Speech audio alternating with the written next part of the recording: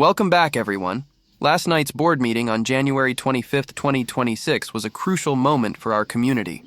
While it may not have provided all the clarity the public is seeking, it certainly gave us a chance to have our voices heard. I want to start by expressing my sincere gratitude to the 4 courageous speakers who stood up and shared their stories.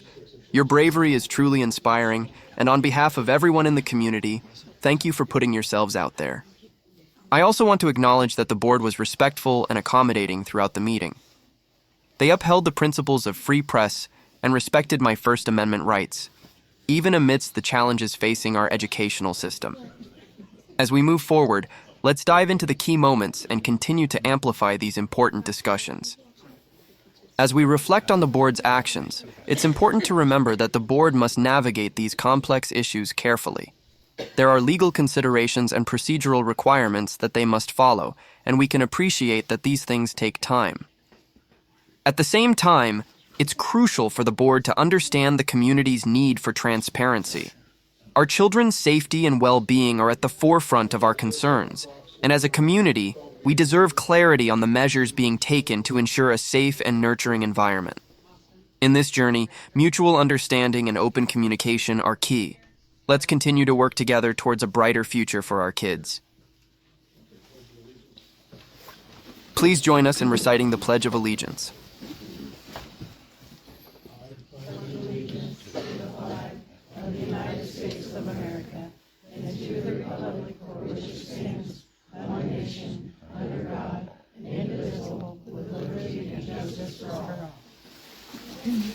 I'd like to point out that I have concealed the identity and the names of the 4 individuals speaking for the sake of their privacy and protection. Keep your phone down and stay recording. Obviously, we got a big crowd here tonight before we start.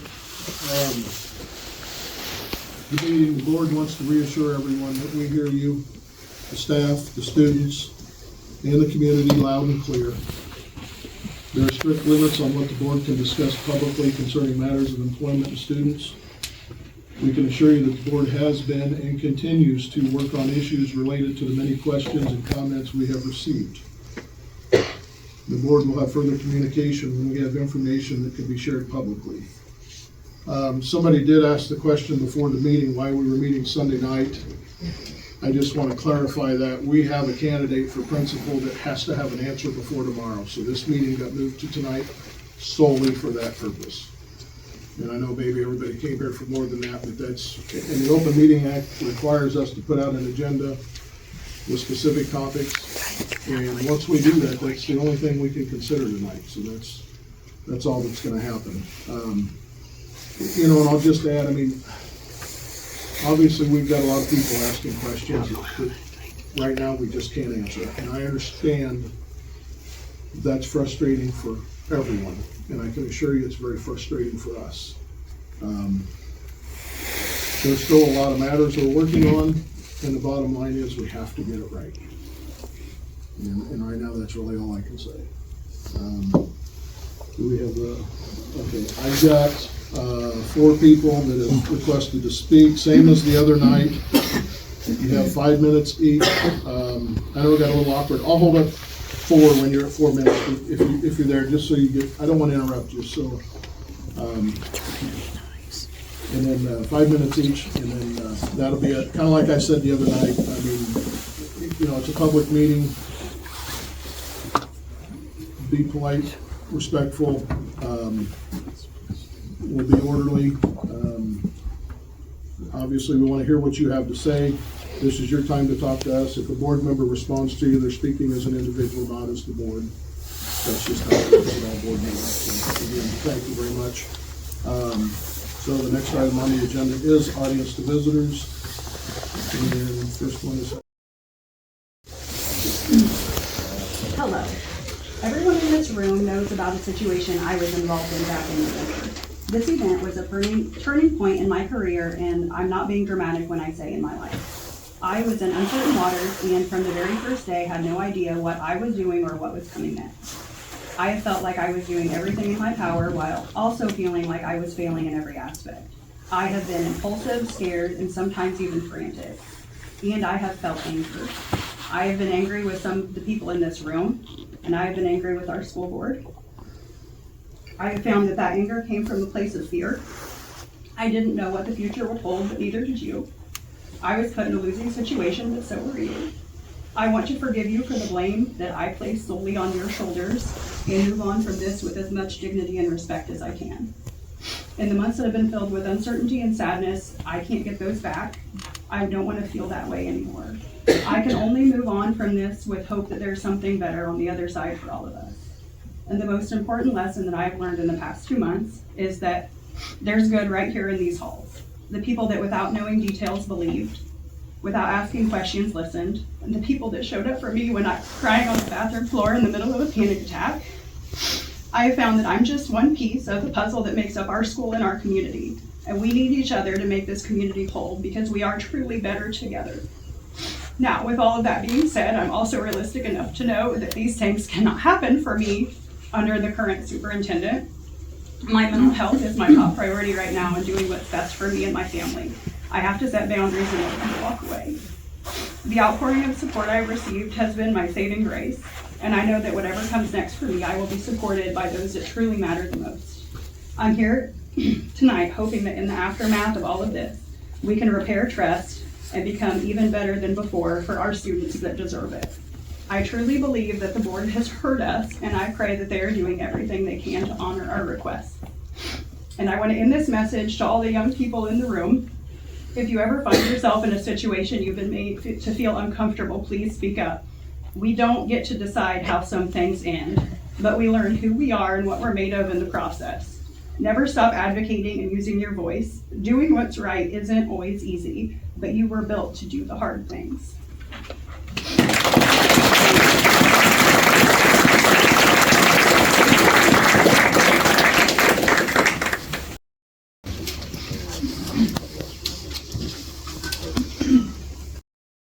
Yeah, I don't have a whole lot to say this evening. I guess I spoke last time. Number one, I'm really proud. I know that was not easy to do, especially in front of everybody after everything. So kudos to her. I guess that last meeting, I hope that we can be, I guess, a little more civil. I was as guilty as anyone was. We were pretty emotional. We took some personal shots. And I hope that we can move forward and just try to focus more on the community, the staff. I mean, that's really why we're all here, and the kids.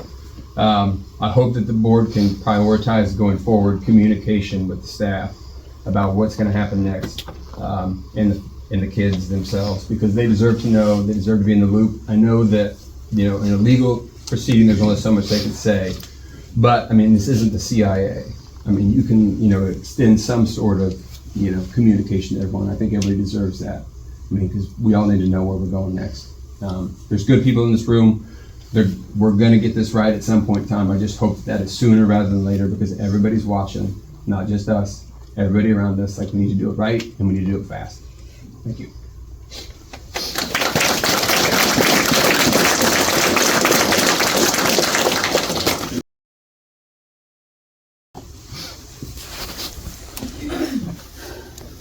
I'm standing here tonight as a parent, a former employee, a friend, and a community member who has volunteered a ton of my time over the years for the benefit of these kids in this district and our co-op. I don't like drama except on Netflix. I avoid conflict as best I can, and I absolutely hate public speaking.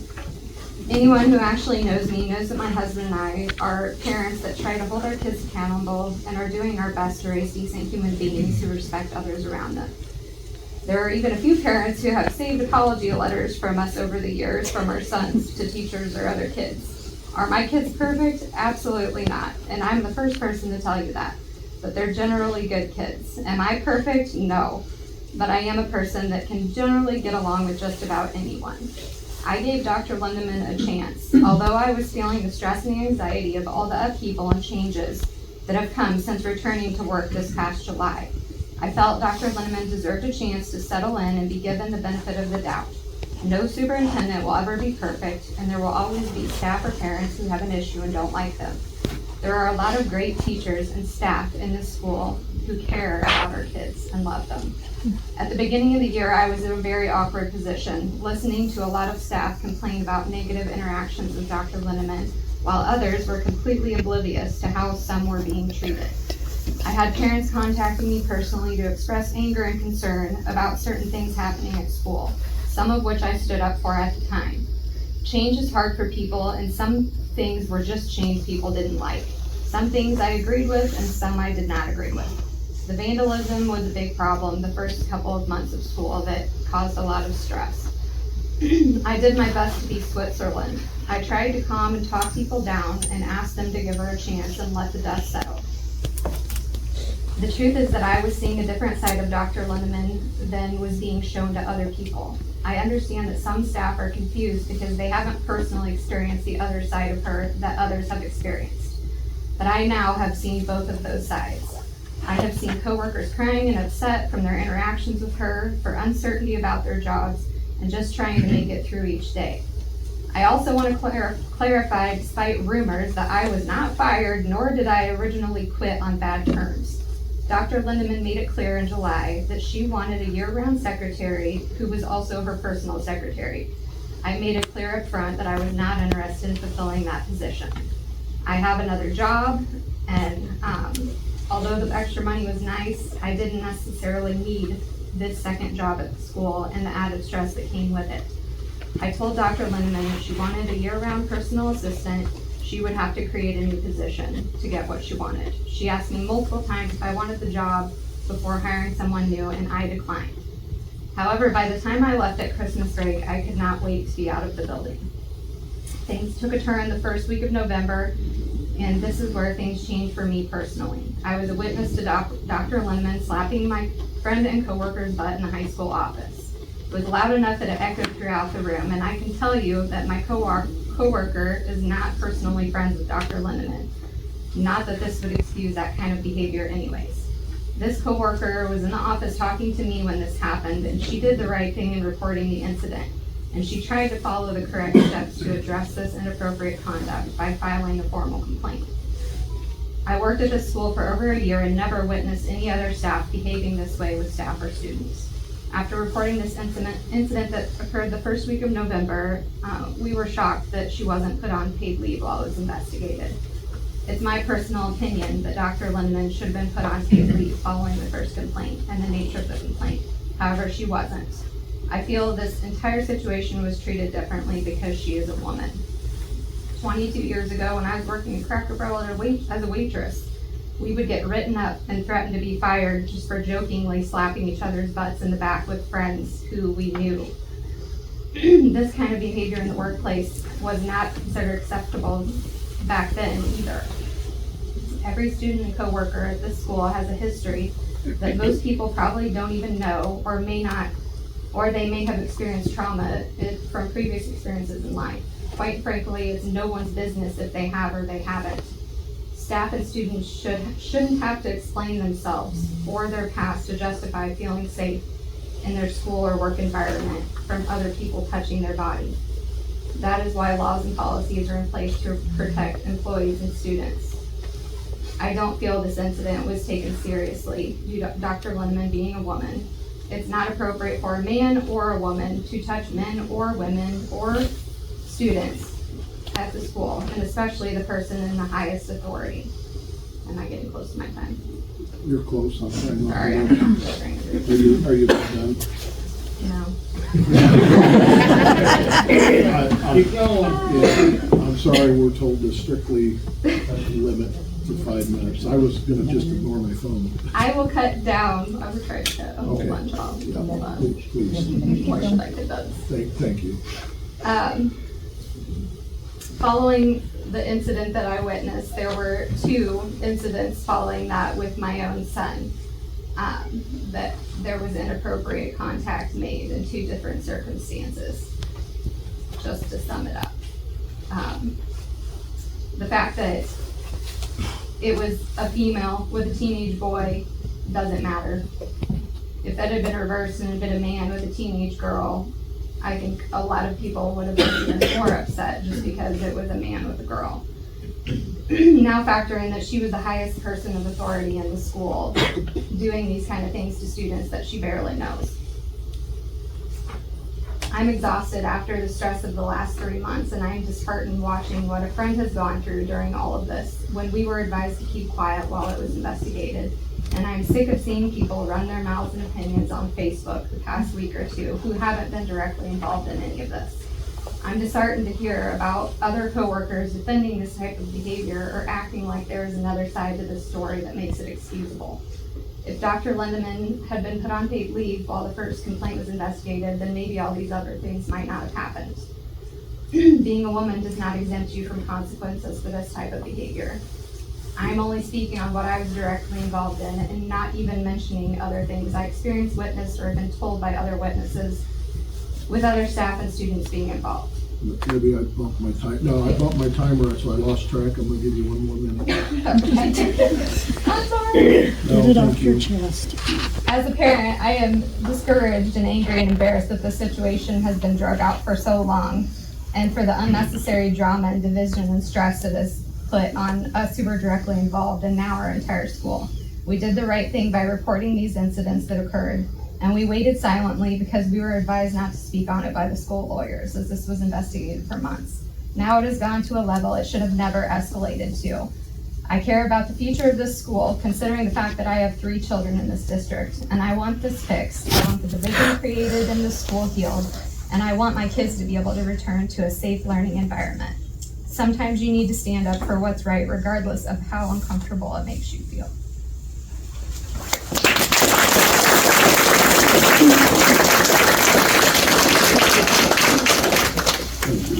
I've been holding that in for a long time, I'm sorry. Yeah, I don't have a whole lot. I did want to bring up a few things that I'm concerned about, especially with the letter that was received by my wife this afternoon. You know, it was stated in the letter that this was not considered sexual harassment, but yet the sentence next to that is the literal definition of sexual harassment. I mean, it's unwanted contact, physical contact.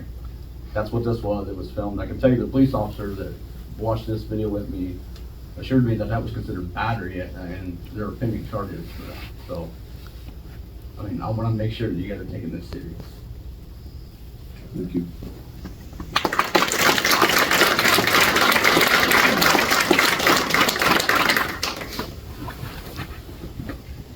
Yeah, once again, I thank everybody for coming and speaking. I know that's not always the easiest thing to do, so thank you.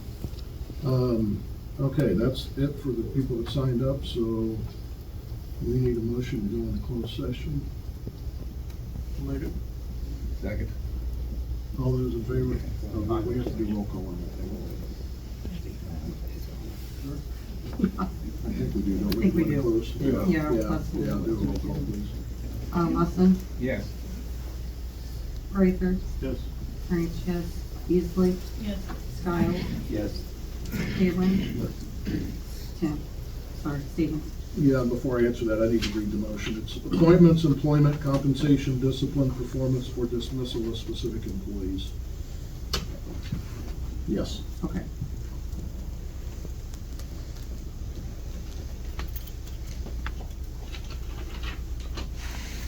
Okay, so we will do that. For those of you that want to remain, we did have some trouble the other night. There was a lot of noise in the hallway that was interfering with us, so if you could refrain from staying too close to the doors.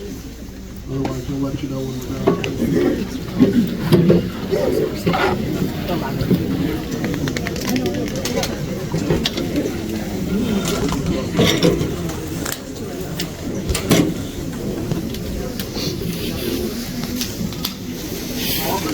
What a piece of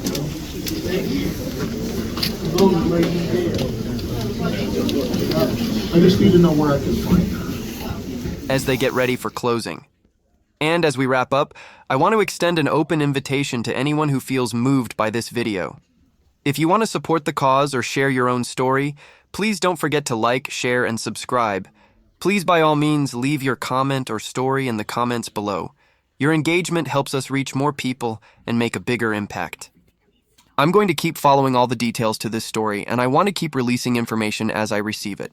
Just remember, your voice matters, and together we can make a difference. If you have a story to share it. Until next time, Keep speaking up and stay engaged.